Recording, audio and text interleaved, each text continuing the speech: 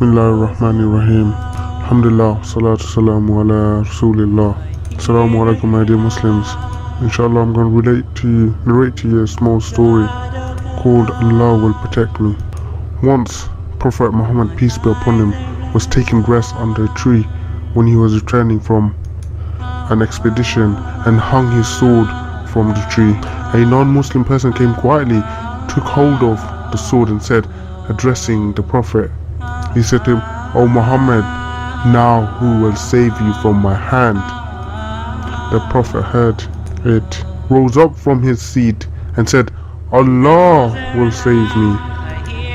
Hearing the name of Allah subhanahu wa ta'ala, he was overawed and the sword slipped from his hand.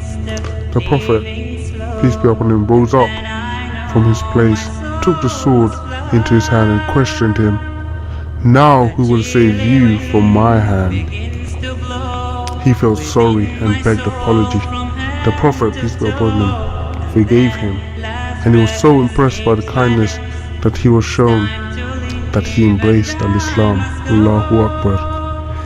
He then later went to his tribesmen and expressed that he never found a man better than Muhammad, peace be upon him. How wonderful is that story? Related to the protection of Muhammad sallallahu alaihi wasallam, Allah has mentioned this in the Quran. "O apostle, proclaim the message which has been sent to you from your Lord. If you do not do it, you would not have fulfilled and proclaimed this mission, and Allah will defend you against men who mean mischief.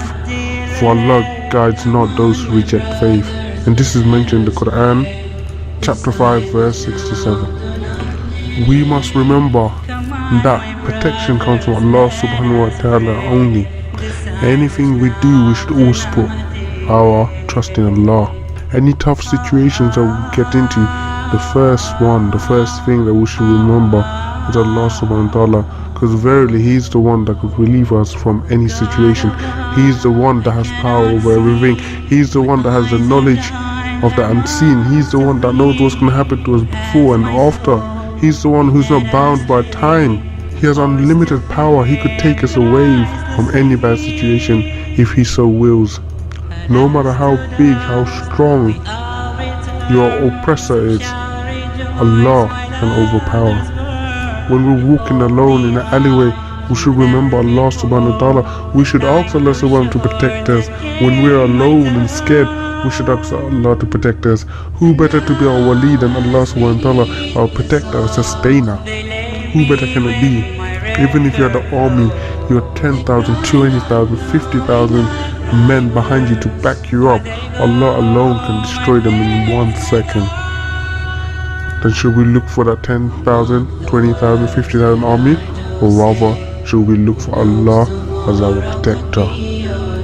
I ask Allah subhanahu wa ta'ala to make us of the people that always know humbly and sincerely that Allah alone is sufficient for us. Ameen.